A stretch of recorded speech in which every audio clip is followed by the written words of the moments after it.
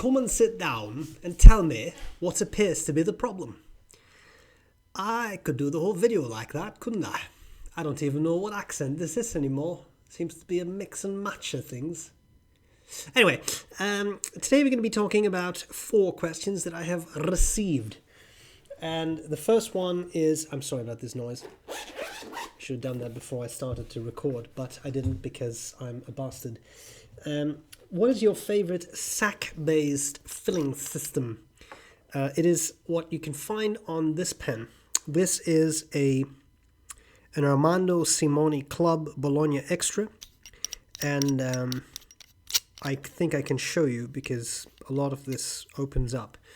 So the system works as follows. There is a sort of it's not really a blind cap, but a turning knob at this end. You open that up, and then a metal piece that sort of pulls out. There is a little hole. I don't know how you can see that. Oh, yeah, you can see that. There's a little hole there. You dip this in a bottle of ink. You put your finger on there. Push it down. Did you hear that? I'll do it here, close to the mic. You'll hear sort of like a pop sound. Inside is a sac. There are 2 metal cylinders. They run tightly across each other. That creates a vacuum. That sac gets compressed. And then when you take your finger off the hole at the top, the sac, well, not that quickly, the sac slowly decompresses again, and that sucks up ink. It's a nice system. It's my favorite sac-based system. I said I could show you something. I don't know how much I can show you, but I do think I can screw off that bit. And there you can sort of see that sac on the inside, because I think... I know, was it here? Oh my god. What am I doing? I don't know what I'm doing. I'm not very good with fountain pens. Okay. There we go. There's a sac in it. There's a sac. And then you have the one tube across which the other one slides. Right? So that and then this goes in here, and then you see the holes, the air and all that. Anyway, that's probably my favorite sac-based system. This was not invented, for the record, this was not invented by Armando Simoni Club. This is a filling system that's been around for a long time. And I want to say, but I'm not an expert at all things vintage. In fact, I'm an expert at very few things in life. But I want to say Chilton may have been the first that had this particular filling system. My vintage friends, I mean, not like your vintage, but I mean, if you love vintage pens, by all means, feel free to correct me, because I may very well be wrong, and errors are there to be corrected. I won't be offended, pointed out. There are other companies that use that system. Again, I thought it was Chilton who came up with it, but I could be wrong. Why do I like it, though? Well, because it's effective and it works well. You see it in other pens too. Here I have a Magna Carta that I'm really quite fond of, and it's basically that system. This one has a blind cap, and then you see it has a tube like that. Oh no, wait a minute! This is not that system, because this doesn't have a sac. This is a little different. This is a vacuumatic system where you just push a piston. If you hear that knocking, it's the wind. It makes a fan flap. I'm sorry if you hear that. So this is a little different. I'm sorry. I don't mean to confuse you. Also a very nice system, but that's not sac-based.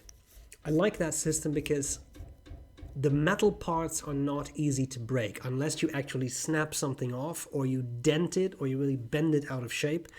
But then you really, you need to step on it or something. The sac at some point may become brittle. It may ossify if it's left with ink in it for a very, very long time. But then you open it up, pull out the sac, get a matching sac, a little bit of shellac, put it in, done. And the reason I like that is that it's really easy to repair. And you just need a sac of the right size. And for the record, I don't know what the size sac of an ASC is, but you can measure it with calipers, you can figure it out. The reason I like that is that that's easy. I have in the past, I'm not a pen repair person, but I have in the past, years and years ago, I have restored a few vintage pens that were really simple. When I say restore, I really mean resac, basically. But when you have lever fillers, or lever fillers if you prefer, they have more moving parts. There is a little lever, and there is a lever box, and there is a J-bar on the inside, and all those things can break separately. And then there is the sac. The sac is easy to replace, but getting the J-bar in and getting it adjusted properly, and then getting out a lever box is a massive pain, which is just a lot more troublesome in my mind to replace than just the sac in that system. And that's why I love that. I do hope that this was useful, and that's all I have. Okay, I am going to go with the next question. I thought was an interesting one. All else being equal, would you prefer a gold nib or a steel nib? Well, that's a really good question, and it's very difficult for me to answer, because what exactly is meant by all else being equal? The most important aspect of a fountain pen to me is the nib, because it's a pen, so it should write. And if it doesn't write properly, I know there's also the feed, but I mean, if the nib is particularly scratchy, or if it skips a lot, or if it just doesn't write well, that really eliminates the joy of using that particular pen. So I do get the point, though, right? I'm not trying to be belligerent or something. I'm just an asshole. But do you prefer gold or steel? My kind of useless answer is, well, it really depends. I have used some exceptional steel nibs in the past. In my mind, Faber-Castell makes some of the best steel nibs in the world. Their broad nibs, steel, on say an Emotion or an Ambition, are out of this world. The smoothness is incredible. I mean, disproportionately smooth. Maybe you have experienced something like that. It is incredibly smooth. I love those nibs. They are very rigid. They don't have really any bounce to them, and some people really like that.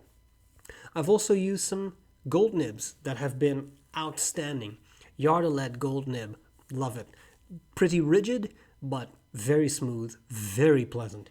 The new Visconti gold nibs, I have one on this pen, my Speakeasy, that was carefully tuned by Annabelle from Appelboom, and then I didn't put it in the pen far enough, and I put the cap on, and I heard this sort of beep, and it was the nib just, yeah, it was a spine-chilling moment. And then my friend Wacko Jacko actually fixed that again, so I do apologize, Annabelle. All your hard work was just flushed. Anyway, Visconti gold nib, really nice. I like their new gold nibs infinitely better than the Palladium nibs, which in my mind were fairly prone to, well, not writing really. So this is really nice nib. I really like it. It's very, very comfortable. This is a broad. It writes absolutely like a medium, though. It's definitely not broad, but that's okay. Very fun nib. I like it. Very smooth. And I can now list all kinds of gold nibs that I've used in the past that are very nice. The Oldwin, wonderful gold nib, and many others. Do I prefer one over the other? No. I have used pens that have really nice steel nibs. Here I have this Magna Carta I showed before. Broad steel nib, ebonite feed. Humble nib is simple, straightforward. Was dry when I got it. I made it a little wetter, and it writes like a dream. Smooth, pleasant. I just love it. So I'm not trying to dodge the question. I just don't think I have a preference. More important in my mind is the question, is it a good nib? Does it work for you? Is it the kind of smoothness you like, the kind of wetness you like?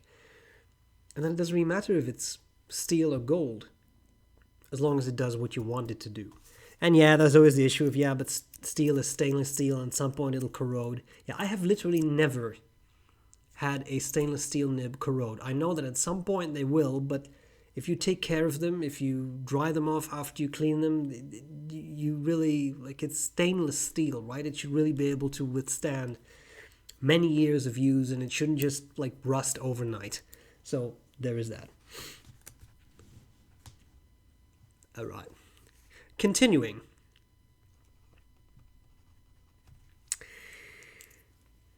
This I thought was a very good question, and one I hope I have a clear answer to.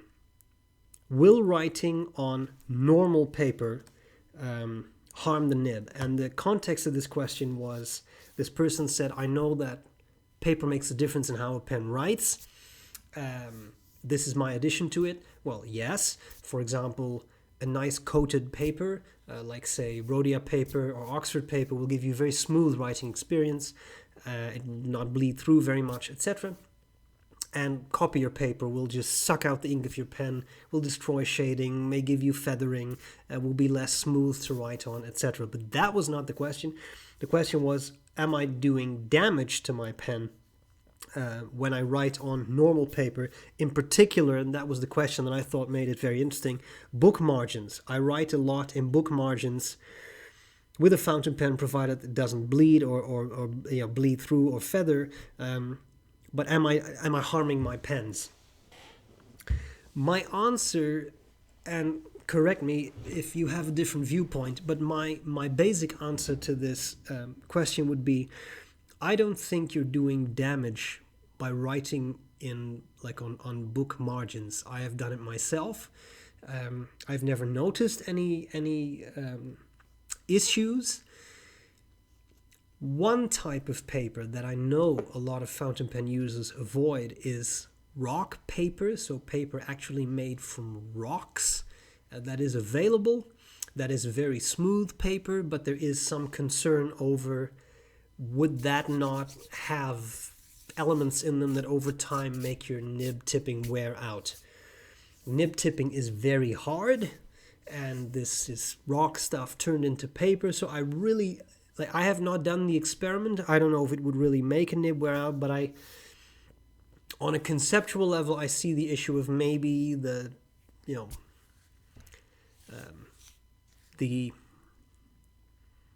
it's not silicone. What's the word I'm looking for? Help me out. The element in rocks. I wonder. I just don't know. I don't know if it affects pen nibs, or if that tipping material is just hard enough to deal with that. However, that was not the question. We were still talking about books. I would say I find it hard to believe you would do damage to your pens by writing in books. Some books, think of paperbacks, are printed on really absorbent cheap paper that also can become a bit brittle over the years, that yellows over the years. I'm talking about that sort of cheap, low quality paper. That also tends to make writing from fountain pens feather a lot, bleed through a lot, etc. I don't think that would actually do damage to pens. However, that kind of paper, and I find the same thing with cheap copier paper, can lead to issues where you get paper fiber stuck in a nib. That is a thing. And if that happens, at some point your nib can get a little clogged, because you're clogging the ink delivery system with paper fibers. Some paper is more prone to that than other paper, and I always get the feeling that super absorbent paper is more prone to that than coated paper. However, that is not a matter of permanent damage. That is simply a matter of make sure you clean your pen well. When you've written on that paper and your pen is empty, make sure you give it a really nice flush with water, and I think you'll be absolutely fine. That's one. The second thing you could do in such a case, once in a while, you don't have to do that every time you clean your pen, but once in a while, maybe put that nib, if you can take the nib out entirely, that's great. If you can't, lean a pen into an ultrasonic cleaner and clean it that way. Little warning, sometimes people complain, especially with more inexpensive pens, that ultrasonic cleaners wear off the plating of nibs or pen parts. So I will say that. I am weird. I personally don't really care if that happens, because a pen to me is a tool, so it'll get signs of wear and tear. It's how it is. But that's not for everyone, that type of reasoning. I understand that. Because that ultrasonic cleaning, that should really vibrate out any little fibers that get stuck in that nib. If something really becomes a problem and something really seems to have been clogged and you just can't get it out, then there's always a nibmeister, and they will yank that nib out one way or another, and they will clean it entirely, and you'll get back a pen. Like that's also a thing, right? I mean, I don't think nibmeisters are particularly enamored by the idea of just cleaning pens for people, but they can actually do things that may make you nervous, like flossing tines with etc. Like they can do these things, so that's always an option. I wouldn't worry too much. I don't think you're damaging your pens. But if anyone has any other opinions or feels the same way, whatever, leave a comment below. It's always useful to have multiple viewpoints. Okay, the final question is one that I really struggled with, but I decided I'd put it in anyway. It was an email sent to me, and it ran, "What is the worst fountain pen ever made?" I don't know how to answer that question.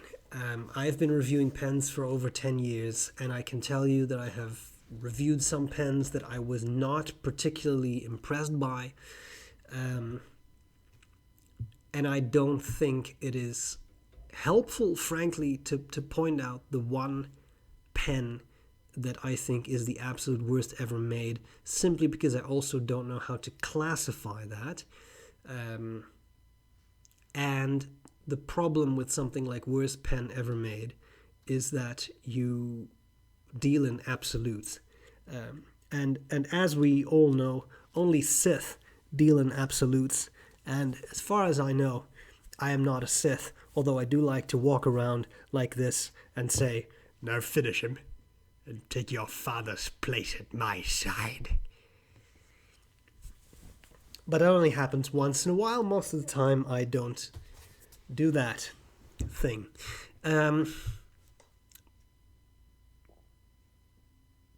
Let me say this in general.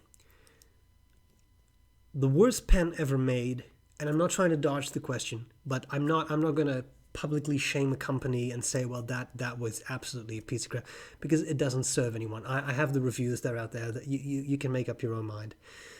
If something is truly terrible, then I will point that out in a review. It's that simple, right? The worst pen in my mind is a pen that disappoints you. It's a pen that you have purchased and that makes you think, yeah, no, this is not it. Not for me. I don't like a Parker 51. It's not the worst pen ever made. It's a technological marvel, especially at the time. It was forward-thinking, futuristic, a cool filling system. What was it, plyglass? And what was the material they used? That they had a name for that. The sac was not just latex. It was something special that was more ink-resistant, especially resistant to the ink with the stuff in it that they had in it at that time. Like, all that, super cool. It's just not my pen. I don't like a Parker 51. Many people do. And that's cool. I like a Visconti Speakeasy, and many people hate it. And that's cool. There's nothing wrong with that. Okay? Except you are wrong and I'm right. No, I'm just kidding. But the Parker 51, for me, that's just not my pen. And I got one, and it had a really cool Greg Manuskin nib. That was really awesome, but the pen as a whole didn't work for me. I ended up selling it. I'm not harping on the Parker 51. I'm really not. I'm just giving you one example. I was disappointed by that pen. I remember specifically thinking, this is it? This is that magnificent pen that is supposed to be a golden standard. Yes, I understand. All again, everything I've just said, all the technological innovation and all that, it's just not my pen. And that's the end of it. That's the worst pen ever made. Not a 51, but the pen for you that you get and that you're disappointed by. Because it doesn't work. And maybe that's a pen that I loved. And maybe I raved about it in a review, and you get it and you think, yeah, this is kind of stupid. I don't like this. Different tastes, people, and that's okay. So I think that is a more sensible approach. Think about what the pen means for you. Is it what you wanted? Is it the pen that you reach for? Is it a pen that when you uncap and you put it to paper, it puts a smile on your face? Because if it does that, it's a great pen. It doesn't matter if it's a $5 pen or a $5,000 pen. That's a pen that makes you happy. Well, then it's a great pen, right? And you may give it to someone at a pen club to try out, and they may say, I don't see the point. Okay, That's okay, right? That's okay. That matters. Does it make you happy? If it does, cool. If it doesn't, well, then it was just not for you, right? That's what we have. I hope that was somewhat of an answer to the question. I've been droning on for about 20 minutes. I don't mean to take up your entire day. I hope this was useful. If you have any questions, leave them below and I'll try to give a nonsensical answer to those. Do that. Thank you for watching, and I will gladly see you later. Bye-bye.